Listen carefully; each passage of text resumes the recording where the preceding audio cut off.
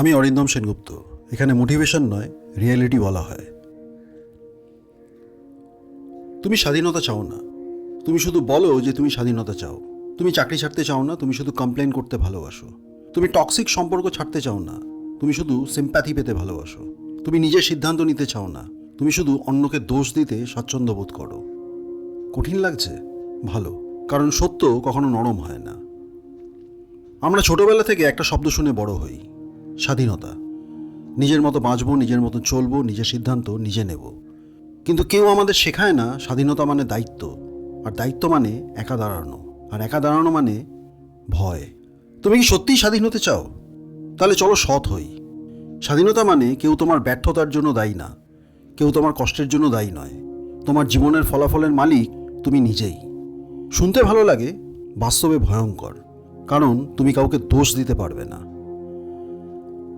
আমরা বলি এই সিস্টেম খারাপ, এই দেশ খারাপ, এই পরিবার আমাকে বুঝলো না।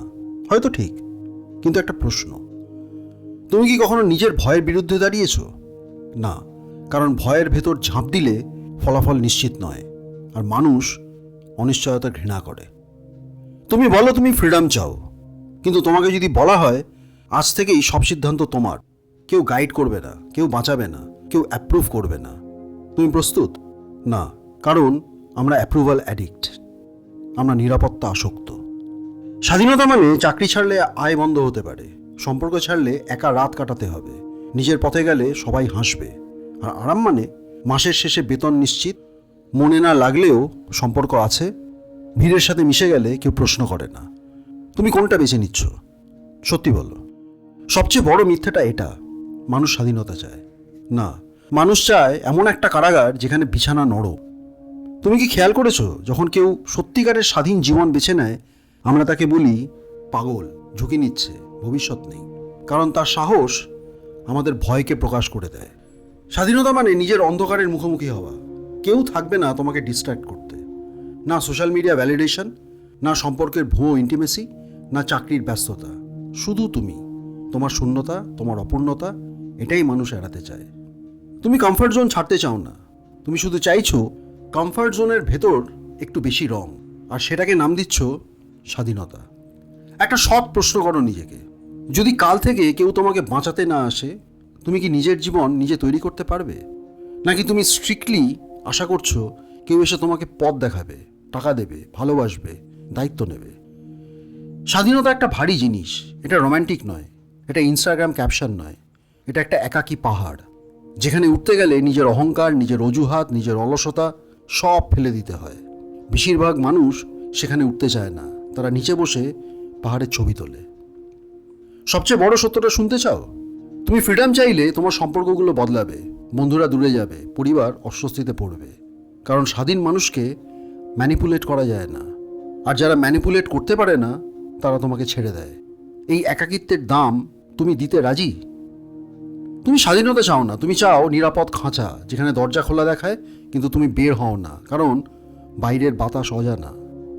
স্বাধীনতা মানে নিজের সিদ্ধান্তের ফল ভোগ করা, ব্যর্থ হলে কাউকে ব্লেম না করা, কষ্ট পেলে নিজেকে ভিকটিম না বানানো। এটা কঠিন, আর মানুষ কঠিন জিনিস ঘৃণা করে। তুমি খেয়াল করেছো, মানুষ সবসময় বলে একদিন আমি নিজের মতো বাঁচবো। হ্যাঁ, একদিন, মানে আজ না, কারণ আজ আরামদায়ক। এই ভিডিওটা যদি তোমাকে অস্বস্তি দেয় ভালো, কারণ অস্বস্তি মানেই তুমি বুঝতে পারছো তুমি আসলে কি চাও। স্বাধীনতা চাও? তাহলে প্রস্তুত হও, একাকিত্বের জন্য, অর্থনৈতিক অনিশ্চয়তার জন্য, সমালোচনার জন্য, নিজের ভুলের সম্পূর্ণ দায় নেওয়ার জন্য। না পারলে সমস্যা নেই, কিন্তু অন্তত মিথ্যে বলো না যে তুমি স্বাধীনতা চাও। তুমি আরাম চাও, আরাম নিরাপদ, আর স্বাধীনতা বিপজ্জনক।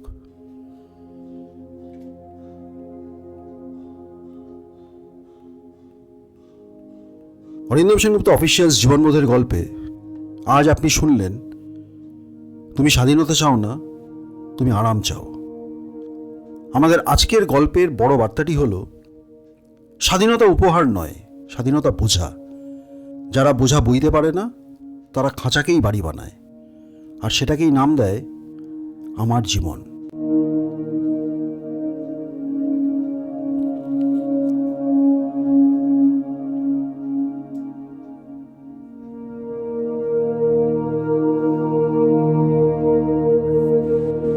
অরিন্দম সেনগুপ্ত অফিসিয়াল জীবনবোধের প্রতিটা গল্পে একটু জীবন, আর প্রতিটা জীবনে একটা গল্প।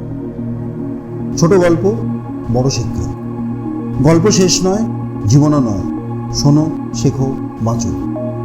আজ এ পর্যন্তই। দেখা হচ্ছে পরের গল্পে। লাইক, শেয়ার আর সাবস্ক্রাইব করতে ভুলো না।